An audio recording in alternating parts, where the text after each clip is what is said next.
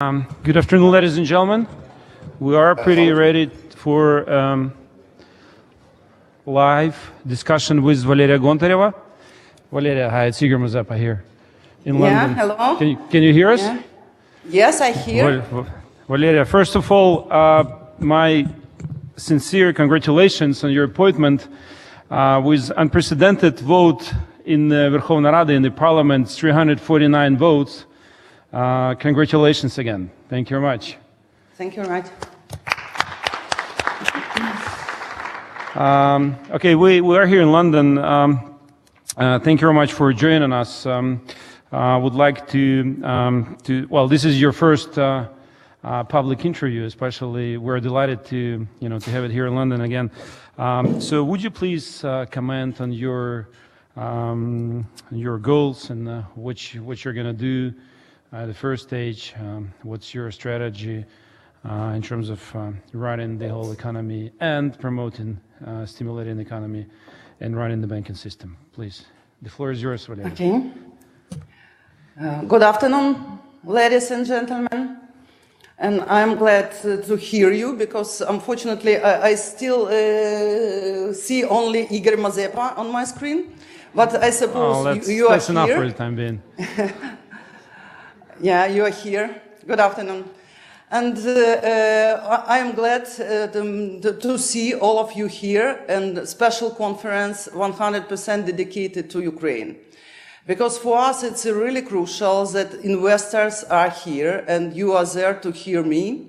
And as you know, and you congratulated me right now, I'm only 8 days in office. That's why maybe like a governor in this capacity, like a governor of the National Bank.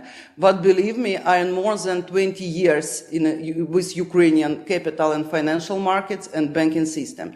That's why I have quite a good understanding and background what should we do and what should do National Bank for financial stability and prudential stability. And I'd like to tell you, and you know about that right now we have a mission of the IMF, and it's still mission in place, it's still in process. But I'd like to reassure you that everything going well, and we already met all indicators, and right now we're in a process in a process of negotiation of our program.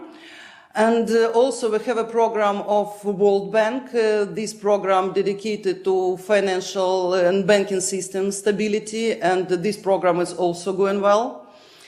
And results will be soon, and IMF board will reconsider and all mission results to the end of July. That's why we suppose that everything will be okay. And you know that my main mission right now, and I already confirmed all of that to IMF and World Bank, that we are 100% dedicated to all these new missions, which already signed in these particular documents. First of all, of course, it's absolutely new for Ukraine idea of flexible rate and inflation targeting. And for our country, it's really a challenge because after 20 years of so-called fixed rate, or you know how it's happened in our country when fixed rate could stay only some limited period of time, and after you know what's happened, devaluation once in 2008, and after devaluation, next devaluation this year. That's why we're 100% dedicated to flexible rate and 100% dedicated to the idea of inflation targeting. I am happy that inflation targeting it's not an immediate action which should be done immediately from today. We still have 1 year, or we even discuss with IMF possibility that this inflation targeting will be introduced in our country during 18 months. That's why we still have time to technically to be prepared for all of that. And you know that situation right now in our country, it's quite difficult, and because of all these conflicts in eastern part of Ukraine, and also because of annexion of Crimea. But I am quite surprised that our economic performance, it's not so bad because of these circumstances, and we're still going quite good in industry. It's because our conflict in east part, it's quite limited, I'd like to tell you. It's not like all our industrial regions under war. It means that it's some isolated territory, and some industries performing well. Of course, we have some additional spending, for example, for our army, for military, which it was not envisaged before. That's why we discuss right now all these issues. But I think it's all of that, you know, that for stability of banking sector, for stability of financial segment, we need, first of all, peaceful resolve of this problem in our East region. And I truly believe that it will be there soon. And for also my main task here, like a governor of the National Bank, is definitely banking sector stability. And right now, because of, again, all this unpredictable situation and all these conflicts, we had quite sizable outflow of private individual deposits from banking sector. And right now, for us, of course, it's a main target right now. It's stabilized situation to remove all implemented restrictions.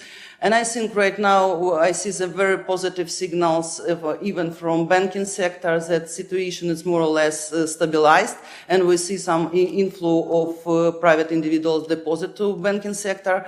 That's why I think that some crucial moment right now it's not here there, and stabilization, we see some stabilization there. But of course we need a tremendous reforming of banking sector.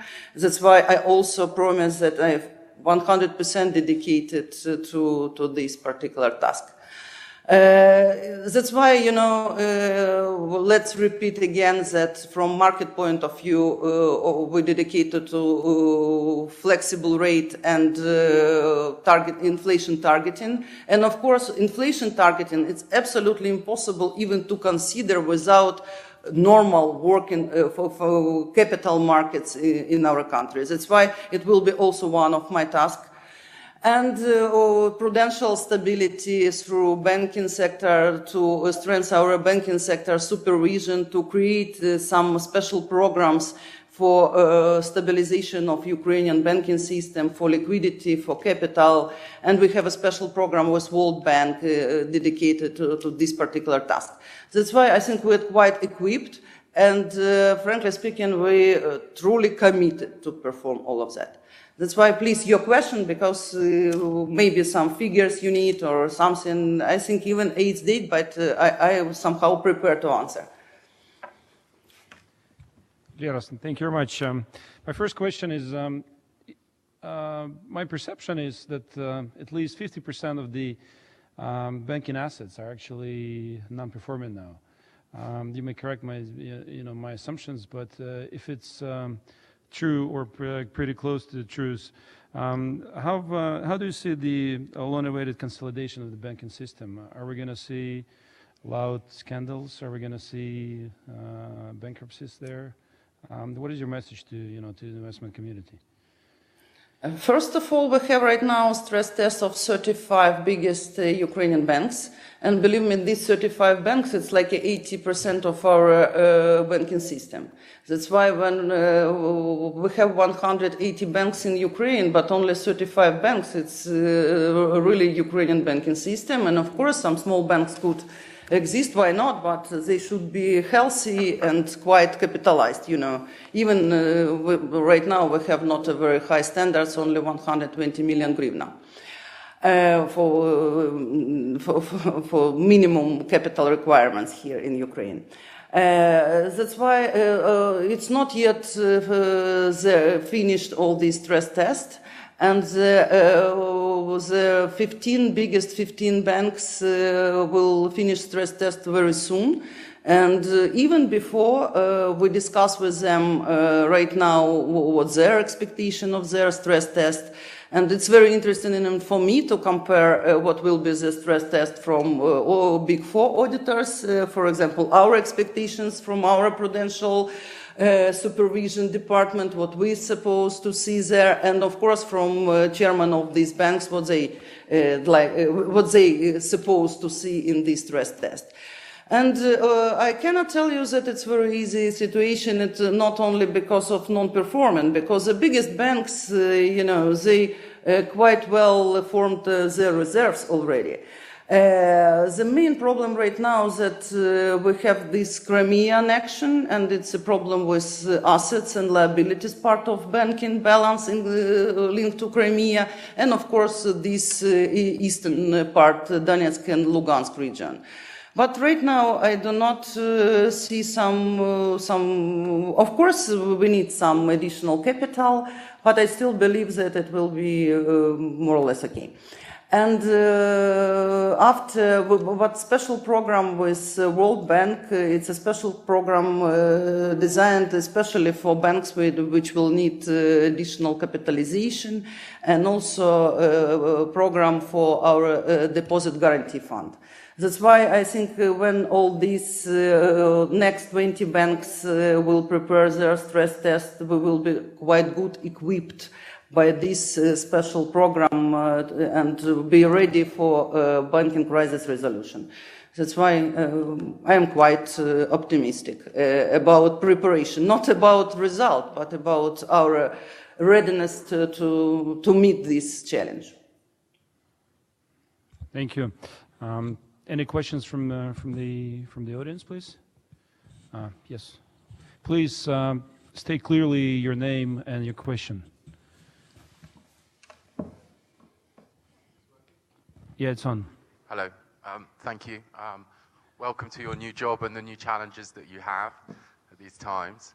I work for European Influence and also with the Liberal Democrat Party here in London. I'm interested in innovation in your banking sector. You've come from the private sector. Are you going to be looking for innovations which are going to stimulate SME activity, are going to reduce mortgages and create more economic activity? You're looking at some of the macro stabilizations, but what are you going to do about these underperforming assets? How are you going to turn them around? How are you going to attract private capital and overseas capital into your financial services system? And are you doing enough to do that? And, could you be doing more? Could you be talking to people more about these sort of aspects? Okay, maybe a few words about my background. Last 7 years, I really was in capital markets and investment banking activity, but before, previous 15 years, I was a really commercial banker. That's why I suppose that I know this sector very well as well. And your question about, how we'd like to, I think the first, right now, our target here to clean up what's happened in banking sector. Means when you clean up something, means that some bad assets and some problems could be there. And that's why right now we discuss a possible scenario, and believe me, we have even a few special missions supported by international financial organization, and we try to understand what kind of scenario for us it's more interesting. For example, some Turkish maybe way to how they resolve their banking crisis, or we observe different types. And right now we are still in a process to decide how to do that properly. Because as you mentioned clearly that some bad loans could exist, and of course some assets will be for sale. And for us, it's a main important item, how to attract investors, how to do the transparent way, how to create liquidity in this particular market. And believe me, right now, I cannot even answer that we are ready. We still have time to develop all of that properly. And because right now we have, when you, for example, look through the law of state guarantee fund, it means that everything is described here. But when you look in reality how all the tenders are, you understand that you should improve all these procedures. And of course, to improve these procedures for only for local market investors, believe me, it's not our idea. Our idea is to create such a procedures and such a tenders that all international investors, including you, will be there. Because it's only one idea how to accelerate all of that. And I truly believe that we need to do that and hope we succeed. Hi, Valeria. This is Marina from Concorde Capital. Just a question from audience. Congratulations again on your appointment. And I wanted to ask you, what do you, the audience is asking, what's the projection on hryvnia rate by the end of the year? And also, if you can indicate the NBU indication of GDP growth by the end of the year, that'd be great.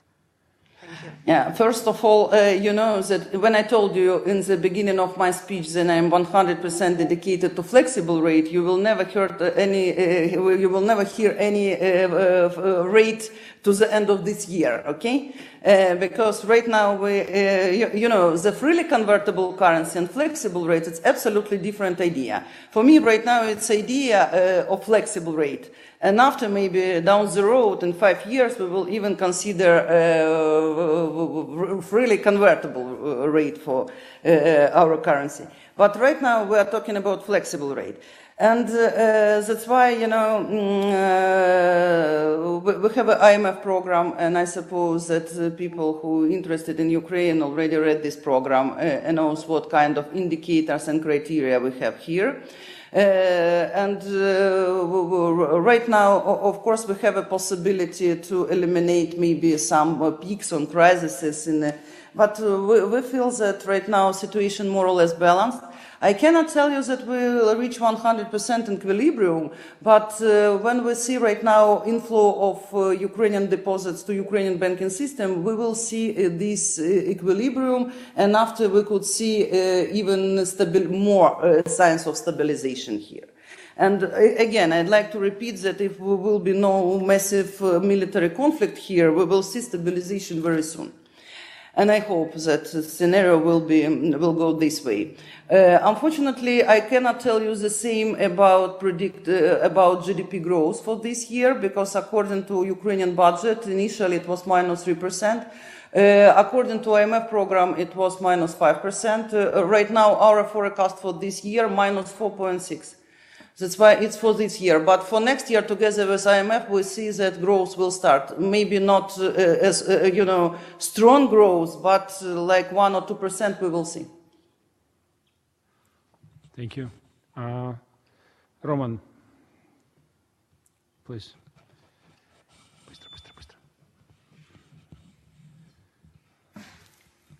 Thanks. First of all, Roman Nasirov. Valeria, sincere congratulations on your new role and best of luck. Quick, simple question. What would be your message to the business and international investors with regards what they should expect? What maybe instruments would be available to manage and hedge risk? And, you know, generally, what do you think the audience should kind of know from the new head? Thanks. Is the question about market infrastructure, as far as I understand? You know, I can reassure you that we have a more or less good market infrastructure in our country. Of course, it's not yet straight through Euro-clearable instruments, but believe me, it's not the main obstacles for foreign investors to be in Ukraine. I worked more than 20 years in Ukrainian market with investors, and I know that it's not a main obstacle. Main obstacle here is that it's still CCC rating with negative outlook. And you need, of course, my main idea to, you know, to start to see some light to the in the tunnel because we need to start really economic development. And after we will see, I still believe that Ukrainian local market infrastructure and international markets, for example, Eurobond markets, infrastructure is more or less good. Of course, we need local instruments, hedging instruments here. No doubts. But first of all, to have any derivatives, you should have spot market, normal spot market. Because otherwise, any derivatives for any kind of instruments, it's absolutely artificial figures. That's why my main task right now is to create real spot market in Ukraine. Real spot market means that we eliminate different type of restrictions. More to that, some restrictions were introduced even during these particular last 3 months during the crisis. For example, but still it's not allowed that it's still 50% mandatory sale. It's not allowed to withdraw for deposits in foreign currency right now. That's why we still have some outflow in US dollar deposits, you know. But if you eliminate restrictions, after you start to consider some development of real spot market, and after next step will be derivatives. Believe me, it's not very difficult to introduce derivatives here. And for example, maybe for our equity market, it's more difficult because it's more difficult to create equity market in our country. But for foreign exchange market, I think it's a quite easy task. But first of all, it should be plain vanilla spot, after plain vanilla forwards, and of course plain vanilla futures. Futures, it's exchange instrument, but I think we will do that. How about double listing of Ukrainian equities? You know, I still believe I'm absolutely not again of double listing. I think that it's not a panacea of our market. And if you think that it will somehow help us, I'm not against. The main obstacle right now is a currency decree of 1993. And we should, of course, together with Parliament, to decide what should we do with that. Even my first speech in Parliament, when I discussed with them this currency decree, I said that it's not old-fashioned, but it's like a dinosaurus, you know. That's why we need to eliminate this currency decree, decide what should we do with capital transaction and capital markets, because, you know, double listing means that it should be absolutely free capital market transactions. Otherwise, it will be absolutely artificial figures, even in double listing from two different markets. That's why, for me, the main idea to prepare you, like market participants, to create for you legal infrastructure and help you with that. Thank you. Yeah, there is a question, please. Valeria from BNP Paribas Investment Partners. Regarding the stress tests that you have mentioned, the first thing that I'm trying to understand is, are the assumptions given by the IMF? Basically here, when I visited Kiev 1.5 months ago, my feeling was different banks had their different assumptions. So that's one thing that I'm trying to understand.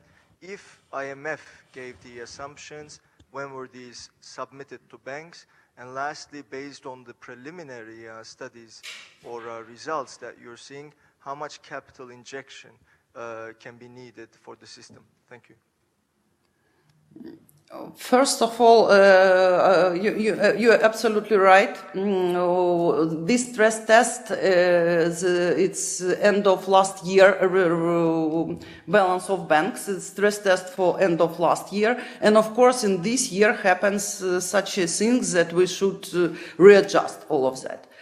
And right now, I cannot tell you about exact figures because it's not yet done. It's still in place, even for biggest 15 banks. It's also 2 or 3 weeks they have to finish all of that. As I already IMF program already envisaged 15 billion hryvnia in this program for recapitalization of Ukrainian banks. If it could be more, I think it's also we will see from stress test. But about this, as I told you, stress test, it's balanced to end of 2013. That's why right now it will be on a test, on these stress test results. We also put special shock scenarios and assumptions, and in these assumptions it's all Crimea problems and Lugansk and Donetsk program as well. That's why final figures will be right one, because they will take into consideration what's happened before the beginning of this year, and after it will be what's happened already there. Maybe not, but like put it like a stressed shock test, you know, to all figures on all banks. Because you know that, of course, some bank has more assets, for example, in Crimea. In some banks it's a very limited amount. But of course, Crimea will be absolutely very close observation. Crimea, because Crimea is disputable territory, and right now it's a disputable territory from Ukraine point of view. From Russian point, it's undisputable Russia. You know, that's why Crimea will be really. We will really consider each particular bank with each particular portfolio of their Crimea assets. Thank you. There is some more question. We have a few minutes left, please. Thank you.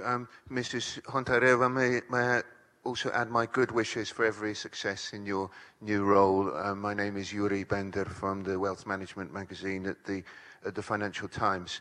You talked earlier about the flexibility, and but in terms of currency, you talked about the decree which you've changed as well.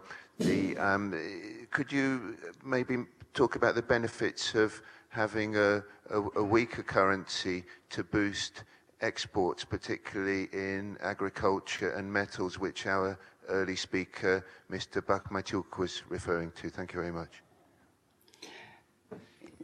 You know, I'm not a supporter of weak currency only because of to accelerate our export. First of all, our export and problem with our export, with metal export, depends more on international, all commodity, not only metal, of course, metal, mining, agri, they more depend on commodity prices, world commodity prices, and world demand than devaluation.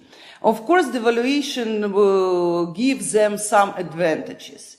But, you know, when devaluation gives them some advantages, immediately inflation eats all these advantages. Because if inflation this year will be 17 or 19% because of devaluation and because of some tariffs, state-regulated tariffs increase, that's why, you know, if even you have obtained some really competitive advantage because of devaluation, you could easily eat your advantage during 1 year because of inflation. That's why, more to that, all our exporters right now quite credited quite heavily, means that they should repay their debt in foreign currency. And that's why it's very helpful for exporters, but it's not 100% correlation. Unfortunately, according to my view, it's like a 30% correlation only, because when we are talking about all this commodity trading, it means, as I told you about world commodity price, you remember what last year happened with agri-commodity prices. And also maybe 100% correlated only salaries and wages in our country, because it immediately gives some advantage to our exporters. But unfortunately, salaries and wages, it's only about 10% in their total expenses. And, you know, that's why devaluation, of course, will help to improve our balance of payment, our trade balance, because import will stop. But unfortunately, I cannot tell you that it's boost export 100%. For example, devaluation 40% will boost our export by 30% or 20%. Of course, it's decrease our import, and it's a good idea. But to decrease your import, you need to design some import, some this kind of quasi-import goods here, because unfortunately import, sometimes people buy imports only because nothing to buy here from this product. Thank you, Lera. And if we may have a last final question before you go, Vasil, будь ласка.